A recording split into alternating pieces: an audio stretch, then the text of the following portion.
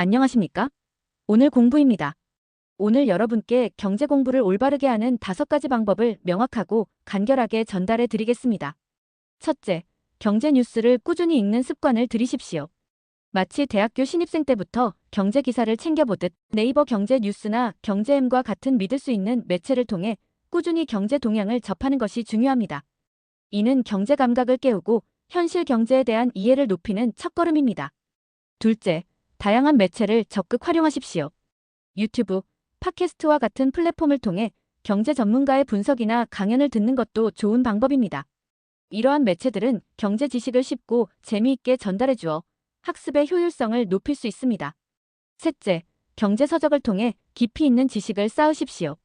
책은 경제 이론과 역사, 그리고 다양한 경제 모델에 대한 깊이 있는 이해를 제공합니다. 처음에는 다소 어렵게 느껴질 수 있지만 꾸준히 읽어나가면 경제를 보는 시야가 넓어질 것입니다. 넷째, 학습한 내용을 자신만의 것으로 만드십시오. 단순히 읽고 듣는 것에서 그치지 않고 배운 내용을 자신만의 방식으로 정리하고 설명할 수 있어야 합니다.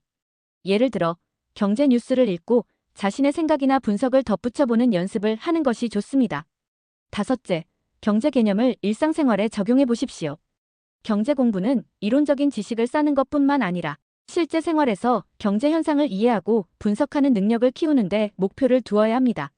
예를 들어, 물가 상승이나 금리 변동이 자신의 소비 생활에 어떤 영향을 미치는지 생각해보는 것이 좋습니다. 3개월 이상 꾸준히 실천하면 경제를 이해하는 능력이 크게 향상될 것입니다. 경제학 공부를 시작하기 전에 몇 가지 중요한 점을 더 알아두시면 도움이 됩니다.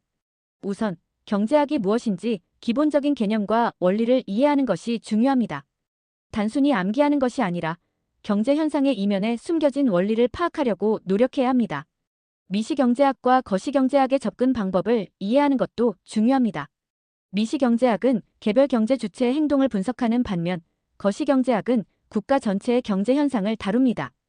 각 분야의 특징과 분석 방법을 파악하여 경제 현상을 폭넓게 이해할 수 있도록 해야 합니다.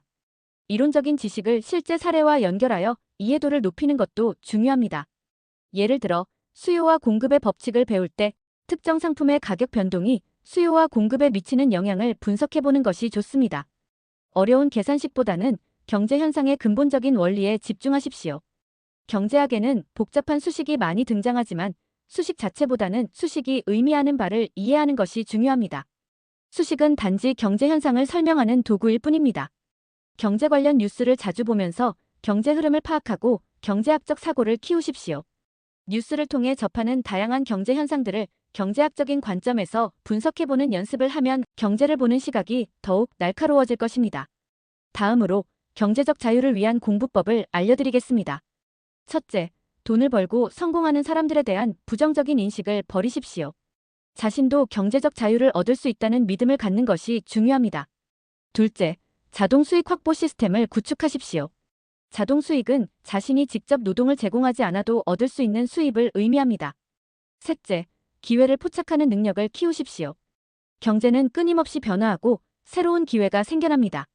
넷째, 자신의 레벨을 꾸준히 올리십시오. 끊임없이 배우고 성장하며 자신의 가치를 높여야 합니다. 다섯째, 유전자 오작동을 극복하십시오. 인간은 본능적으로 손실을 회피하려는 경향이 있습니다. 이러한 본능을 극복하고 합리적인 의사결정을 내릴 수 있도록 노력해야 합니다.